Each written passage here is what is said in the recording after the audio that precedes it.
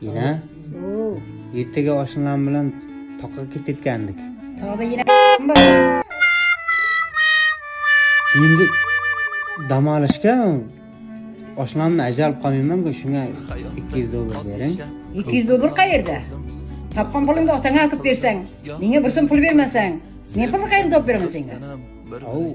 Otam pul siz ishlatib qo'yasiz, otam pul yig'adi, malivab beraman deyapti menga.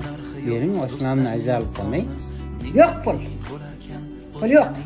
Otangdan olib ber. Mayli 2 million bering bo'ladi. 2 million ham yo'q. Bo'ladi. 200 so'm ham yo'q. Bo'ladi, qiyin. Har doim sumkangizda pul yurgan. Bering.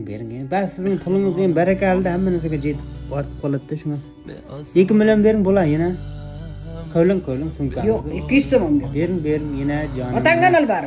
Sanamay beravering.